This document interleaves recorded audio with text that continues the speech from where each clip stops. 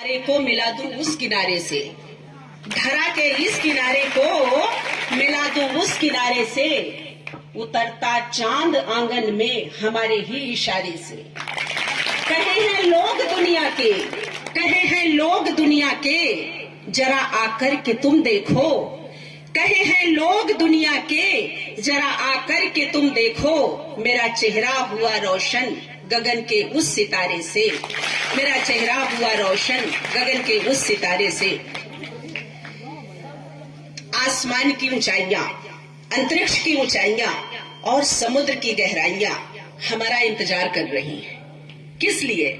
कि हम अपने योगदान को स्थापित करें, हम कुछ करें। यदि मनुष्य का जीवन मुझे मिला है, यदि विद्या अर्जन का अवसर और सुअवसर हमें उपलब्ध हुआ है, पढ़ाने का कार्य हमें मिला है, अध्ययन का कार्य आपको मिला है, अध्यापन का कार्य हमें मिला है, तो मैं तो ये कहती हूँ कि हमारे लिए सौभाग्य का विषय है। सबसे पहले हमें अपने बच्चों को ये कहना चाहिए और आप सबको भी ये सोचना चाहिए कि हमें अपने लक्ष्य का निर्धारण करना है। लक्ष्य का निर्धारण अपनी अभिरुचियों के अनुरूप करना है। आपकी जो अभिरुचियां हो और अपनी सामर्थ्य का आकलन आप करें, आपके शिक्षक भी उसमें सहायक होंगे, आपके घर वाले भी उसमें सहायक होंगे। लक्ष्य का निर्धारण करिए और उसके बाद सोच लीजिए कि लक्ष्य ही ओढ़ना, लक्ष्य ही बिछाना, लक्ष्य ही खाना, लक्ष्य ही सोना, लक्ष्य ही चलना, लक्ष्य ही पढ़ना, लक्ष्य ही ओढ़ना, लक्ष्य के इतर मुझे कुछ नहीं देखना है। जब हम ये सोचते हैं कि हम इस कार्य को करते हैं, मुझे स्वामी विवेकानंद जी की ये पंक्ति बहुत इंस्पायर करती है कि हम कभी ये ना कहें कि हम ये नहीं कर सकते, बल्कि हम ये कहें कि हम कर सकते हैं, क्योंकि हम असीम हैं। इस दुनिया में कोई ऐसा कृत्य नहीं, कोई ऐसा कार्य नहीं जो हम नहीं कर सकते हैं। हमारा जन्म, हमारा जीवन, हमारी सफलता, हमारी सार्थकता इसी में है कि जो हमारे तृतीय तल की ऊर्जा है उसका उपयोग करके हम अपने जीवन को ही ना सफल बनाए, वरन संपूर्ण विश्व को अपने देश से होते हुए आलोकित करें। ऐसा आभा मंडल, ऐसा आलोक विस्तृत कर दें कि पूरा संसार वाह वाह कर उठे। और ये आवश्यक नहीं है कि वो हमें याद रखे, हम निरपेक्ष भाव से काम करें, लोगों को रोशनी मिले, लोगों को खुशी मिले, लोगों के लिए हम कुछ कर जाएं, ये हमारे जीवन का लक्ष्य होना चाहिए। जब दीप जलता है तो ये नहीं सोचता है कि हमें तकलीफ हो रही, मैं जल रहा हूँ या मेरा कुछ खर्च हो रहा है, बल्कि उसका एक उद्देश्य होता है कि उसका आलोक, उसकी रोशनी सारे कमरे में जहां तक वो जाता है वो बिखेर देता है।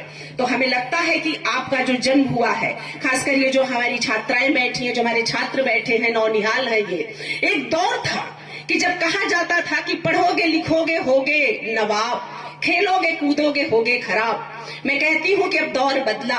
हम लोगों ने अपने समय से सनई सनई के बदलते हुए दौर को देखा। अब ये कहा जाता, अब ये कोई नहीं कहता कि खेलोगे कूदोगे होगे खराब, बल्कि अब ये कहा जाता है कि किसी भी छात्र का सर्वांगीण विकास करना है। और किसे करना है? हमें करना है, क्योंकि मनुष्य का जीवन भाग्य से मिलता है, लेकिन शिक्षक का जीवन सौभाग्य से मिलता है। हम शिक्षक बने, ये हमारे लिए गर्व और सौभाग्य का विषय है। और आपका मार्गदर्शन करने का हमें सुअवसर मिला, इसमें हमारे जीवन की सार्थकता है।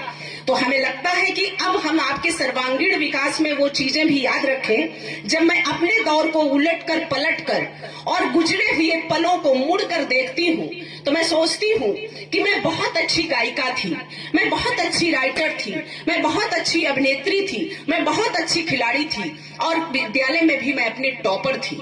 लेकिन मेरे पिताजी और मेरे माताजी हमेशा ये कहा करती थी कि बेटा, जो समाज की इज्जत है, जो हमारे परिवार की इज्जत है, उसका सारा भार तुम्हारे कंधे पर है।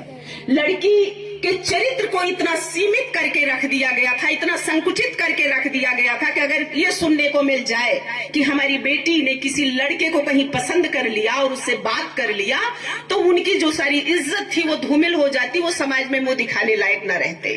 तो इसलिए एक रास्ता उन्होंने हमको चयन करने के लिए कहा कि मैं जानता हूं कि बेटा आप कुछ भी कर सकते हो, आप तो आसमान अपनी भुजाओं से छू सकते हो, आपकी एड़ियों और आपकी बाजुओं में इतनी सामर्थ्य है। मैं उसका आकलन कर चुका हूँ और मैं जानता हूँ